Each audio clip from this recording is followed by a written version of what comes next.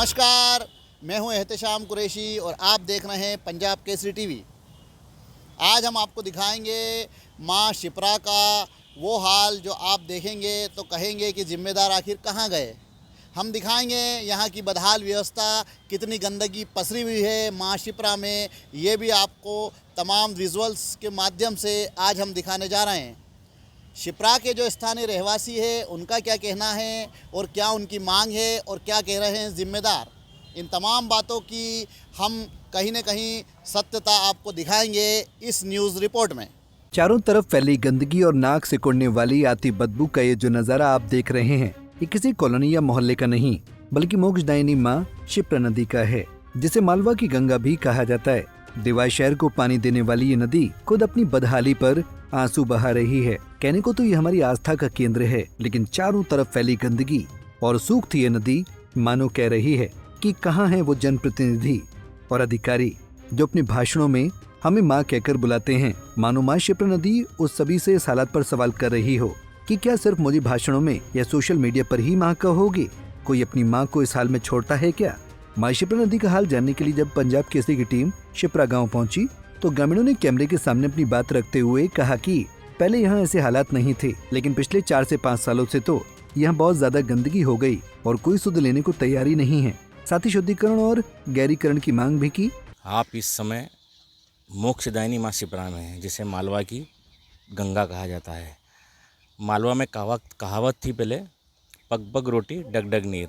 अब आप देखो हालत, ये माँ शिप्रा की हालत है जो पत्थरमुंडला गांव से निकलती सिमरोल के पास से और चंबल में जाके महिदपुर में 205 किलोमीटर का सफ़र तय करके वहीं पर अपना उसमें मिल जाती है चंबल में।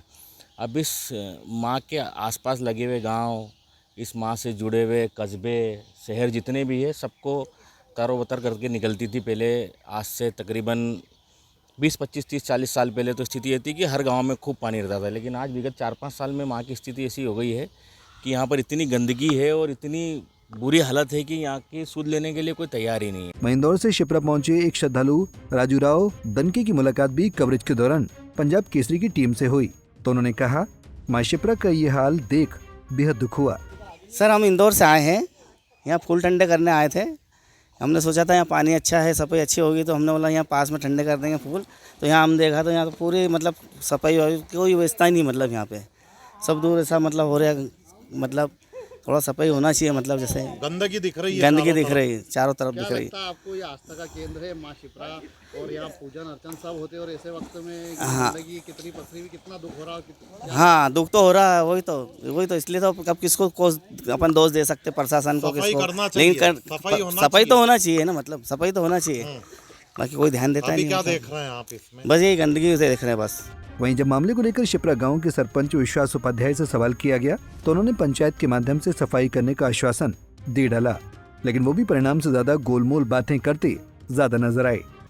इसमें वैसा अभी हमने गंगा जल संवर्धन के अभियान के अंतर्गत शिप्रा गहरीकरण का हमने काम लिया है, जिसमें अतिशीघ्र हम वहाँ पे सफाई का काम करने वाले हैं।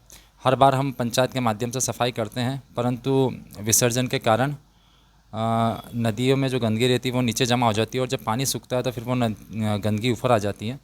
इस प्रकार की गंदगी हम लगातार पंचायत के माध्यम से सफाई करते हैं और आगे भी प्रयास करेंगे कि सब मिलजुल कर हम इस माँ शिप्रा को स्वच्छ एवं सुंदर साफ करें। भैया, इसमें अभी तक क्यों ऐसे प्रयास नहीं हुए कि इसमें पानी भी रहे साल भर? अभी नर्मदा शिप्रा लिंक योजना में नर्मदा का पानी भी इसमें नहीं आ पा रहा है, तो क्या आप पत्र वगैरह आपने लिखा?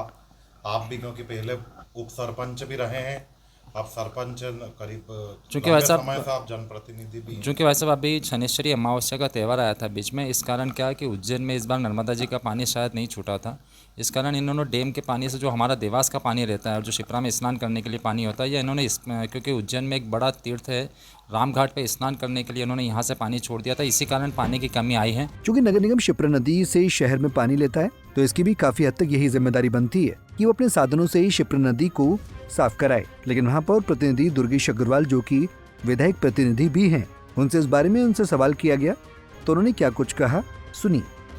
मुझे जहाँ तक जानकारी है और आपके माध्यम से आपने बताया है, गर्मी के सीज़न में माँ शिप्रा का वाटर लेवल हमेशा के लिए डाउन होता है, प्रतिवर्ष होता है।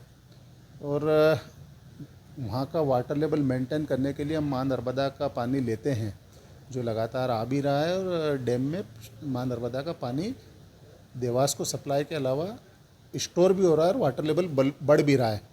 रही बात गंदगी की, तो मैं आपके चैनल के माध्यम से कहना चाहूँगा कि इस गंदगी के जिम्मेदार आप और हम सब लोग हैं।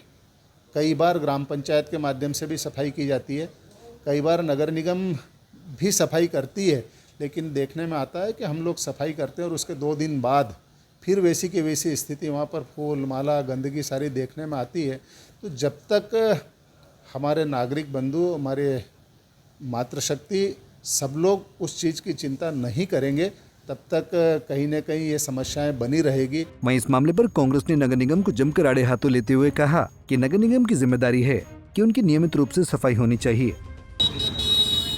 हम सब की माँ पुण्य सलीला शिप्रा नदी के जो हाल हैं वो किसी छिपे हुए नहीं हैं। इतनी गंदगी पसरी रहती है कि वहाँ पर घाट पे बैठा भी नहीं जा सकता।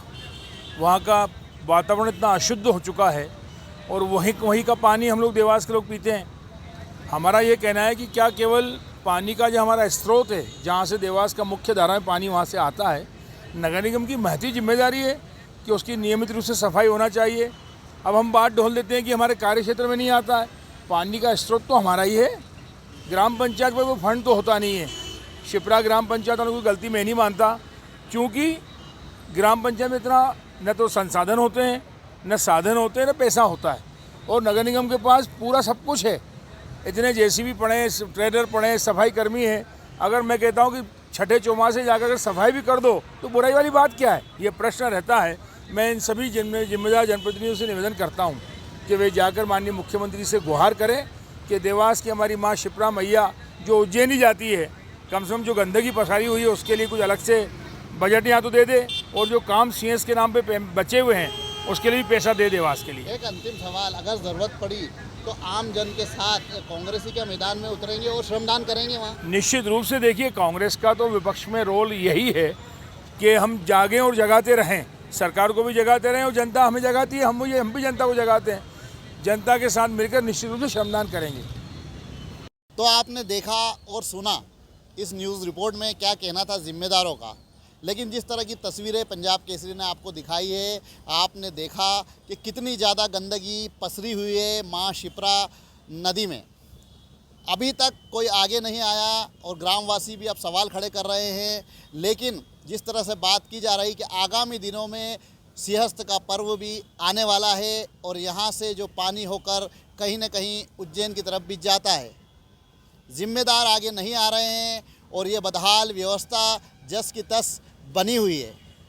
हम उम्मीद करते हैं कि इस न्यूज़ रिपोर्ट के बाद कहीं न कहीं जनप्रतिनिधि और जिम्मेदार अधिकारी कर्मचारी आगे आएँ और यहाँ की साफ़ सफाई करवाएं, ताकि माँ शिप्रा का जल स्तर तो बढ़े ही, साथ ही यहाँ पसरी गंदगी भी ख़त्म हो सके। पंजाब केसरी टीवी के लिए देवास से मैं एहतेशाम कुरैशी। हमसे जुड़े रहने के लिए हमारे YouTube चैनल को सब्सक्राइब करें और नई वीडियो की नोटिफिकेशन के लिए बेल आइकॉन को दबाएं। अगर आप ये वीडियो Facebook पर देख रहे हैं तो लाइक जरूर करें और ज्यादा से ज्यादा शेयर करें। धन्यवाद।